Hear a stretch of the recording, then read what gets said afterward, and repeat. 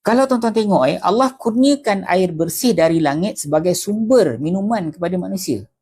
Kan? Kemudian selepas tuan-tuan minum air tu, air tu adakah kekal dalam badan kita? Tak. Air tu kita keluarkan melalui perpeluhan, melalui buang air kecil dan sebagainya. Betul tak? So itu cara kita keluarkan balik air daripada dalam badan kita.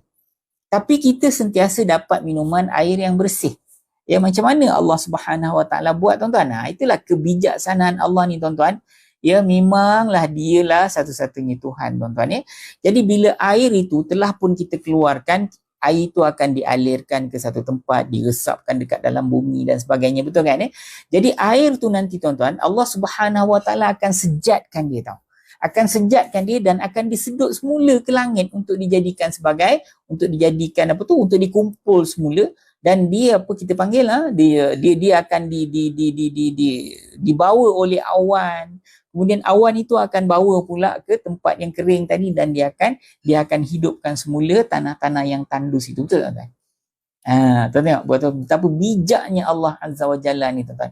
Dulu, tuan-tuan, kalau andai kata ayat ini turun masa zaman Nabi Muhammad sallallahu alaihi wasallam, para sahabat dia tak boleh nak tadabbur ayat ni macam mana kita tadabbur hari ni. Tuan-tuan, betul tak? Percaya? Percaya? Sahabat-sahabat dulu dia tak boleh nak tadabbur ayat ni seperti mana yang kita tadabbur hari ni, tak boleh. Kenapa? Waktu tu ilmu sains belum lagi begitu canggih. Dia orang tak tahu sebenarnya air itu akan disejatkan, akan dibawa semula, akan diturunkan semula, tak?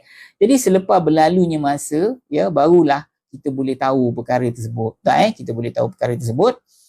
Kemudian kita tahu air itu disejatkan semula, dinaikkan semula. Okey, sekarang ni, tuan-tuan, saya nak tanya tuan-tuan, jumlah air yang ada dekat atas muka bumi ni, adakah dia bertambah? Adakah dia bertambah? Kalau tuan-tuan tengok betul-betul, air tak bertambah, tuan-tuan. Air yang ada ni banyak tu je kat saya. Banyak tu je air tu yang ada. Cuma air tu kita minum, kemudian disejat balik, dia turun balik. Disejat balik, dia turun balik. Disejat balik, dia turun balik. Dia tak bertambah. Cuba tuan-tuan bayangkan. Ingat tak? Dalam pertemuan kita